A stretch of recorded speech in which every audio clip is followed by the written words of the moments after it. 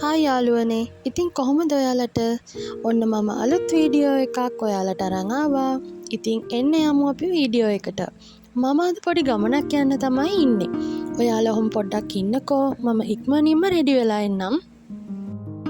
ඔයාලා දැනටමත් දන්නවා ඇති මම කොහෙද යන්නේ කියලා. හරි, එන්නකෝ යන්න මාත් එක්ක එහෙනම්. මම අද යන්නේ බස් එකේ.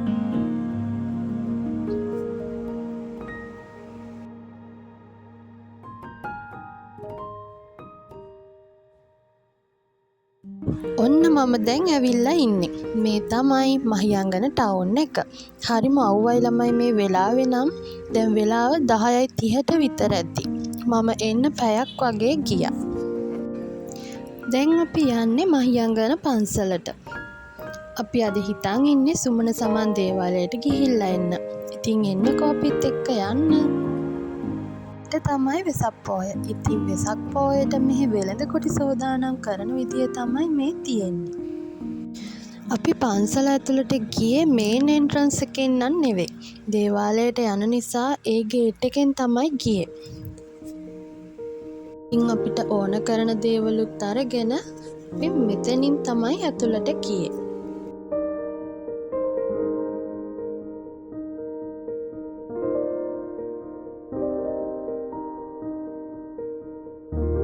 මේ තියෙන්නේ සුමන සමන් දේවාලය. පූජාව ඉවර වෙනකල් මම මෙතනට වෙලා හිටියා. එන්නකෝ යන්න මාත් එක්ක දැන් අපි යමු වෙහෙර වඳින්න.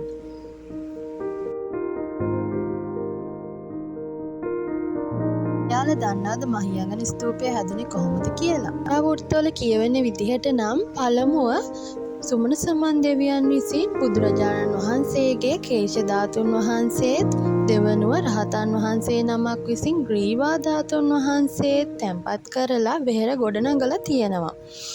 ඉන් පසුව දුටුගැමුණු රජු විසින් නැවත ප්‍රතිසංස්කරණය කරලා කියලා සඳහන් වෙනවා. ජීවිතේ වතාවක් හරි වැඳ පුදා ගන්න ඕනම පූජනීය පුදබිමක් තමයි මහියංගනය වෙහෙර. ඉතින් මම ඉතාම ආදරෙන් ඔයාලටත් ඇවිල්ලා වන්දනා කරගන්න කියලා ආරාධනා කරනවා. එන්නම් හරිම බඩගිනි ළමයි අපි ලන්ච් එක ගන්න ආවා.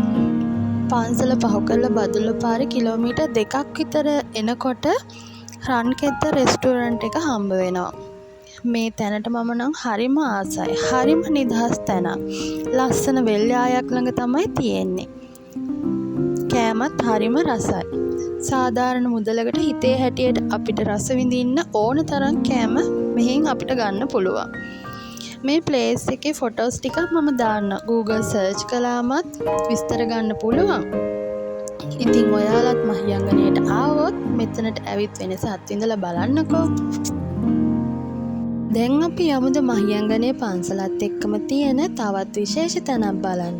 පේනවද යාළුවනේ මේ ප්‍රතිමාව මොනතරම් විශාලද කියලා. මේ දවස්වල නම් ප්‍රතිසංස්කරණ කටයුතු සිදු වෙනවා.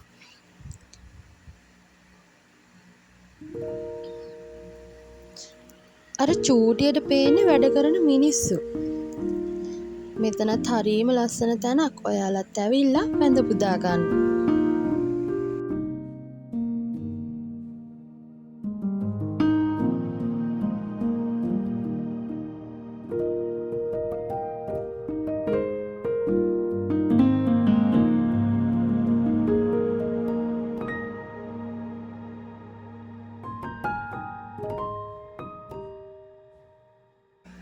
දැන් අපි ගෙදර යන්න තමයි ලෑස්ති.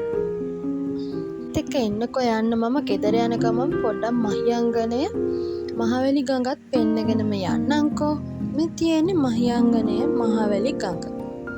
එහෙනම් ඉතින් යාළුවනේ අදට මම ගිහිල්ලා එන්නම්. අලුත් වීඩියෝ එකක් අරන් මම ආයෙත් එන්නම්කෝ. වීඩියෝ එක බලුවට බොහොම ස්තුතියි.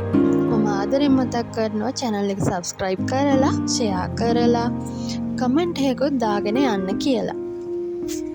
bye bye.